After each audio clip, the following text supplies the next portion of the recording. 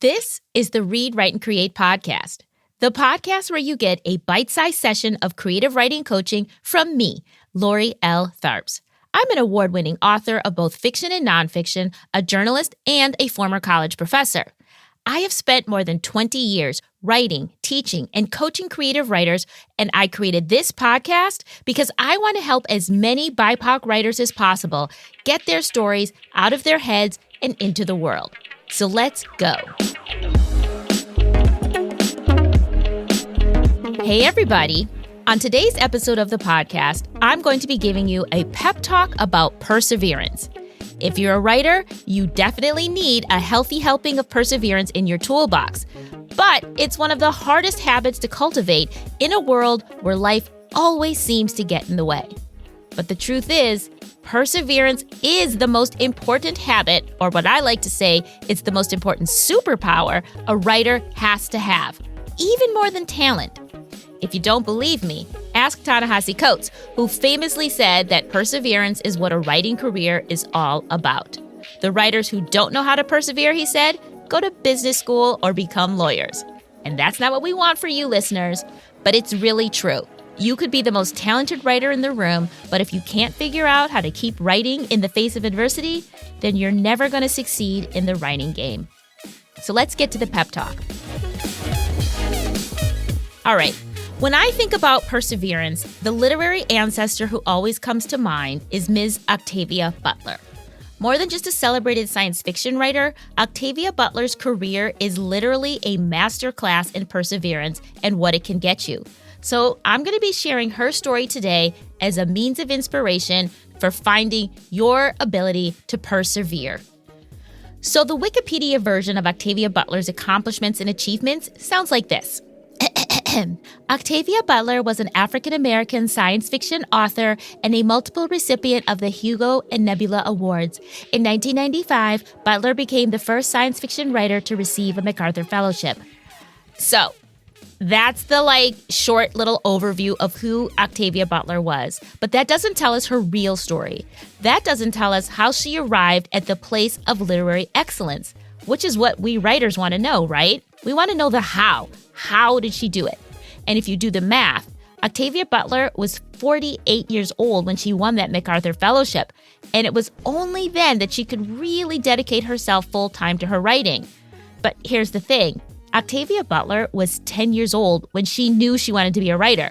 So the real story, the story we're going to be talking about today, is what she was doing for those 38 years before she, quote-unquote, made it. That's where the perseverance comes into the story. That's where the juicy bits are.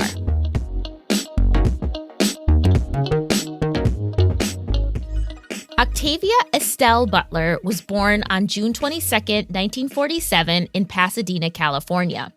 Her father died when she was only 4 years old, so she was raised by her mother and maternal grandmother. Butler's mother was a domestic worker, and she cleaned houses for white people, and she often had to take Octavia along with her to her jobs.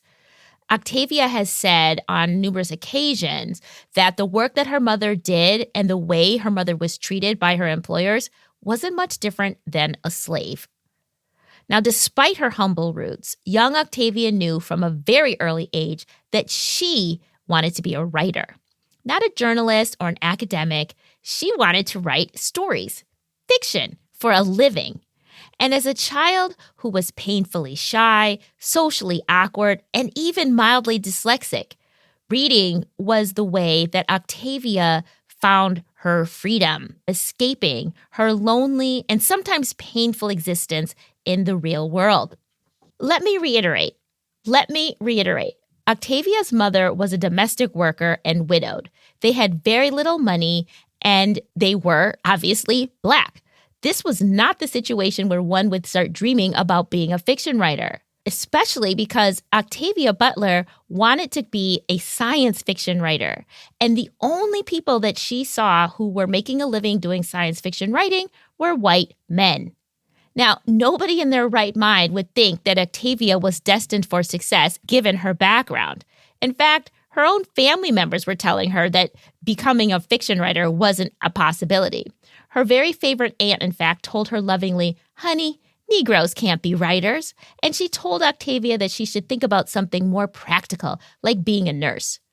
But once Octavia discovered that there was an actual job, that people actually made a living by telling stories, she was like a dog with a bone and would not let that idea go, no matter what the world, her friends, families, and teachers tried to tell her.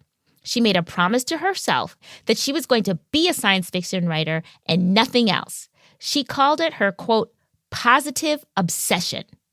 So here's how she went about doing that. After graduating from high school, Octavia attended Pasadena City College. And while she was there, she took every single creative writing class that they offered. And then when she'd done all that, she moved on to take more writing classes at UCLA's extension program. And from there, she went to the Clarion Writers Workshop in Pennsylvania. At Clarion, she was really trying to figure out what her writing style was going to be, and she started having real success. She wrote one story there that was very highly praised and got published, and that's when she thought that her writing career was really going to take off. But guess what? It didn't. After Clarion, for the next 5 years, Butler couldn't sell a single thing. Not a single story was accepted for publication. But you know what? It didn't stop her.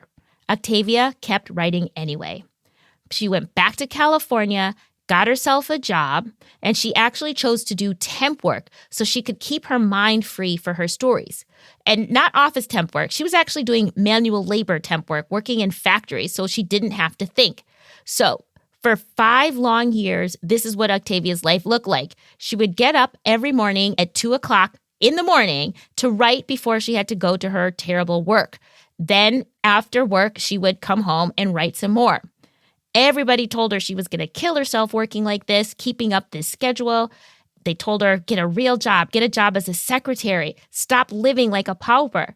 But Octavia was determined to put her writing first, and she knew that if she made her life too comfortable, that comfort would make her lazy and make her stop trying so hard to be a successful writer. To keep herself motivated despite the desperate living conditions she was living in, Octavia said she only had to think of her mother and her grandmother, who worked themselves to the bone so they could move out of the South and come to California to give Octavia a better life. They never gave up, and neither would she. She also used affirmations and told herself every single day while she was struggling over those years. She said to herself, quote, "In every day, in every way, I'm getting better and better." She really believed in manifestations and affirmations, and she worked those hard every day. And of course, Octavia never stopped writing. Short stories, novels, even poetry sometimes. Every day she wrote. Finally, in 1975, when she was 28 years old, Octavia Butler sold her first novel to Doubleday, and she was ecstatic. But her payment was only $5,000, nowhere near enough to live on. So she kept grinding, working those temp jobs and writing in the wee hours of the morning. 2 years later, she had 2 books published, but she still wasn't getting the kind of advances that her white counterparts were getting, and she had numerous fights with her editors because not only was she not getting paid enough, but the publishers were doing very little to promote her books either. But she kept writing. In 1979, Butler published Kindred, one of her most famous books. But again, that book was sold for only $5,000, and the mainstream press gave it only a small bit of attention, and it went out of print. Octavia was devastated. Now, not only was she broke, but her work wasn't even being seen by a wide enough audience to get traction. It was like a vicious cycle. She would get small advances because she would have not very many sales, but she couldn't get any sales because the publishers weren't promoting her work. So by the early 1980s, Octavia is broke. Ronald Reagan is president. She doesn't have any book deals. The world feels like it's going to hell. And what does Octavia do? Does she just sit in her feelings and be depressed and give it all up? Nope. Remember, we're talking about perseverance here. What does Octavia do? She decides to pour her heart and soul into a new book idea that she has. She's like, fuck all of y'all. I'm just going to write about the world ending. It's going to be something that just feels like where I am right now in the world. And it was actually ended up being a trilogy. That's how much anger and angst that she had. And so wouldn't you know that Xenogenesis trilogy that she wrote pouring all of her heartbreak and despair into, sold as a 3-book deal to Warner Books for $75,000. And that's when Octavia Butler's star started to shine. In 1984, Octavia won a Hugo Award for Best Short Story for a story she wrote called Speech Sounds. That award was followed by another Hugo Award and her first Nebula. Just FYI, the Hugo Award is like the Academy Awards for science fiction and fantasy literature. It is a global award, and she won it. And then the Nebula Award is also for books of fantasy and science fiction, but only in the United States. So here she is picking up Hugo Awards, picking up Nebula Awards, and then in 1988, Beacon Press reissued Kindred, which brought Butler brand new readers and fans. And it was in that year that Octavia was able to pay off the mortgage on her mother's house. So here is Octavia finally hitting her stride, finally getting the praise that she is due. At this point, Octavia Butler is in her 40s. She's tired. She's written the books. She's won the awards. She's worked hard. But remember, we're talking about perseverance. Octavia Butler is a writer, so she keeps writing. Even when the story ideas are now not flowing as quickly as they used to, Octavia knows what to do when the words don't come. She has a process that she calls grazing. To inspire her, she would leave books and magazines on topics that she was really interested in, like African American history and environmental science, all open around her house. So while she was walking around, while she's cooking, while she's just, getting ready to go for a nap or something, she would read a little bit of this and discover a little bit of that. And that's how she got the idea for the book that would be her most famous, Parable of the Sower, by grazing. Now, it took Octavia 4 years just to get the first 75 pages of the Parable of the Sower right. 4 years. She said she was blocked and couldn't get it. She just couldn't get it. So did she stop? No. She turned to poetry. She started writing and reading poetry, and that's what she said got her unblocked. She never stopped writing. She just pivoted from what was stressing her out and went to another form of writing. Parable of the Sower was published in 1993. 2 years later, at age 48, Octavia found out that she won that MacArthur Fellowship, which came with a prize of $295,000 given out over 5 years. It was the largest sum of money she had ever received for her work, but also it put Octavia's name and her books in front of a lot more people. Octavia Butler was now officially literary famous. She was on talk shows. She was asked to teach in important places. In the year 2000, she won a Lifetime Achievement Award from the PEN America Foundation. She said, quote, "All of a sudden, people who had not paid attention to my work began to pay attention to me." Now, here's what I love. She's in her mid-50s now. Octavia could have slowed down. She could have stopped writing. She'd already won a Lifetime Achievement Award. She had nothing left to prove. But she didn't stop. In fact, she was working on her Parable series, and she got stuck again. She got blocked. The words wouldn't come. But did she quit? Did she give up? Did she say, I don't really need to write anymore? No. She just turned around and wrote a different book. She decided, I'm not writing any more Parable books right now. I need a break. And so she wrote a vampire science fiction novel instead. Okay? That's perseverance, people. And that book, Fledgling, was published in 2005. Have I made my point here? Has Octavia Butler's story given you the idea of what perseverance looks like? Octavia Butler never gave up. She never stopped writing. Her antidote to writer's block? Write something else. Her solution to people rejecting her work? Write anyway. When she was feeling depressed and full of despair, she channeled those emotions into new work. Sadly, we don't know how much more writing Octavia Butler could have given the world because she died on February 24th, 2006, after falling and hitting her head outside her home. She was only 58 years old. The perfect epilogue to this story, though, in 2021, NASA named the landing site of the Mars rover Perseverance the Octavia E. Butler landing site. How perfect is that?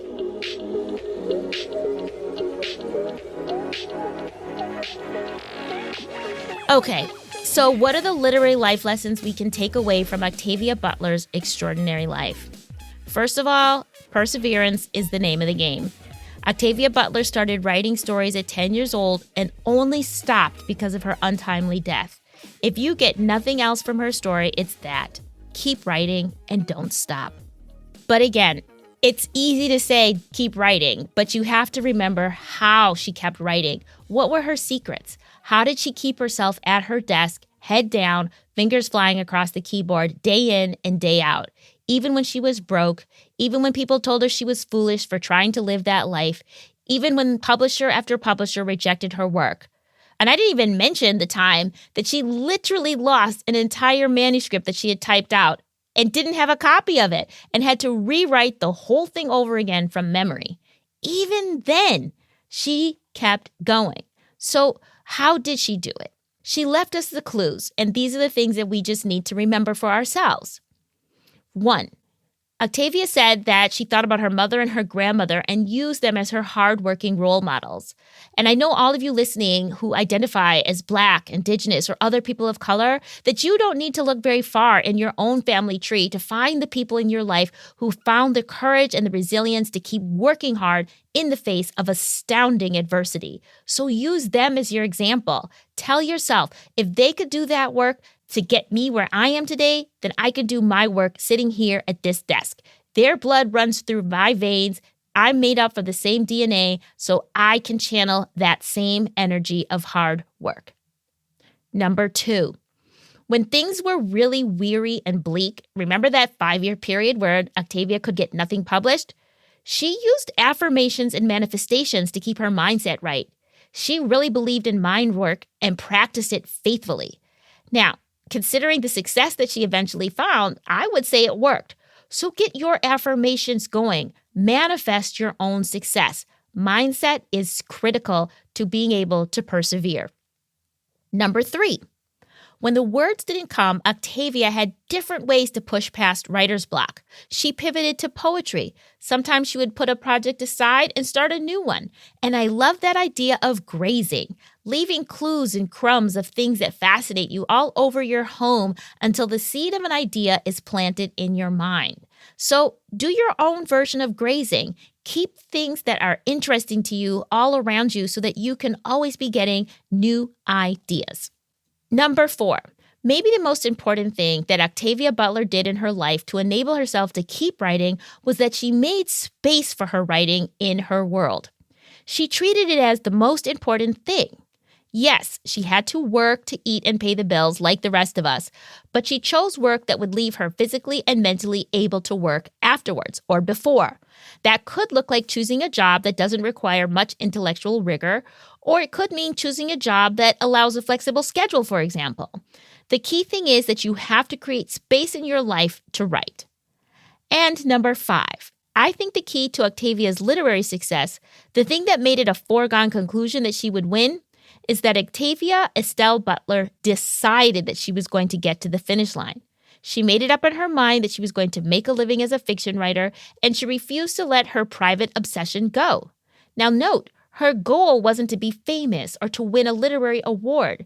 It was to make a living as a writer. And the only way to do that was to write.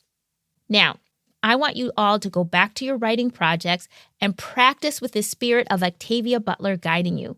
I want you to remember how she persevered through difficult moments, crushing rejections, and disrespect for her work in an industry that didn't believe there was even room for a Black woman in it. I want you to make her your perseverance role model for all of your written work. Keep writing. Don't stop. Be like Octavia Butler and make it your private obsession. Okay? Class dismissed.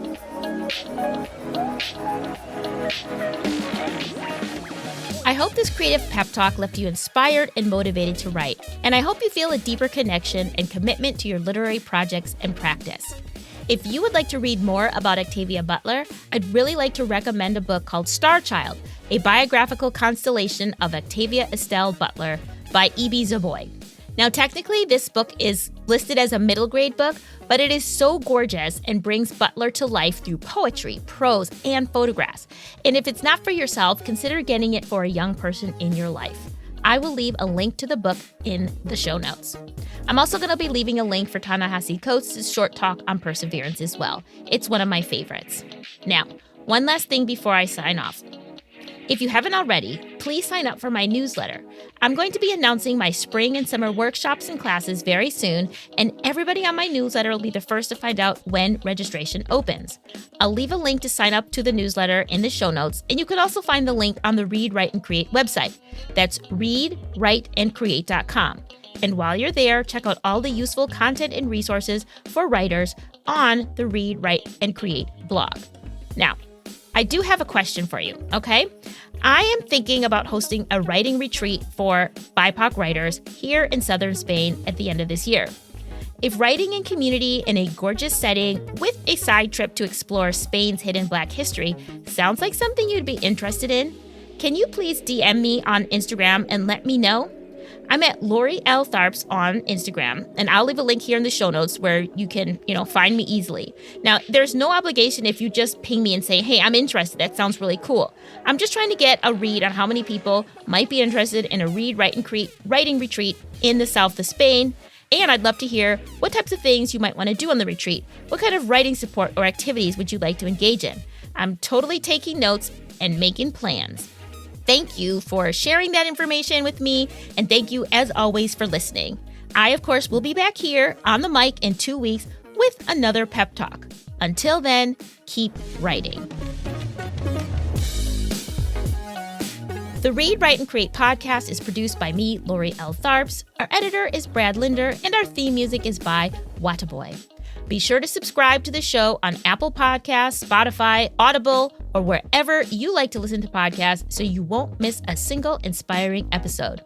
And if you know any BIPOC writers who might need a creative pep talk every now and again, please share this show with them because sharing is caring. All right, thanks everybody. Let's go out with the music.